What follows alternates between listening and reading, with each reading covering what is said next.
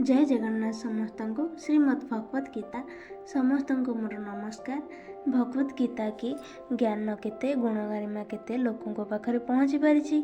आपण माने गीता शुणी थे बा पढ़ी थे, किंतु मु देवश्री पाढ़ी एवं एबे आपण मानक सामने गीता की एक व्याख्या कौन अच्छी ए गीतार अच्छी श्रीकृष्ण एवं बाकी सबू मित्रों साधना।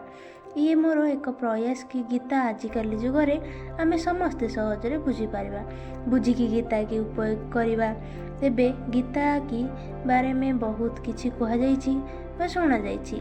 सतरे एमिति किछि धर्मग्रंथ अछि कि जहाँ ऊपर एमिति गीता परि किछि लिखा जाइथिबा आम मस्तिष्करे जहाँ भी दुख चिंता आवेग किछि प्रकार सुविधा हो दुनियार सबु धर्म संकट एवं उत्तर होछि गीता। भगवत गीता में अष्ट सबु अध्याय रे वेद उपन्यास अच्छी।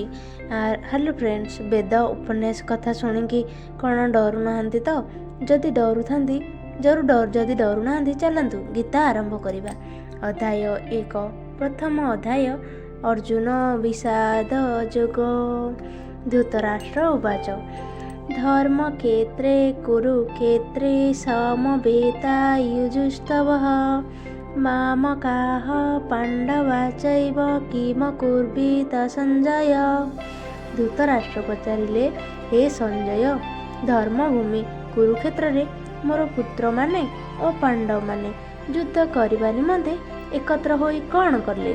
एठी गीत आकार रे बुझा जाइछि। से धृतराष्ट्र नृपवर हस्तिना मंडल ईश्वर संजय अग्रते राजन पूछिले युद्ध कथा मन। एत सुधर्म कुरुक्षेत्र धारंत्री धरित्री मध्य पवित्र मोर तनय मान जेते पांडुंक तनय सहिते कले से के बण विधान जुधे उस्तुक करी मन। द्वंद्व आरंभी छंती कले भले तुम्भर मुखरु शुणिले संप्रते हेब मोर मन जानिबी भल मंद मान।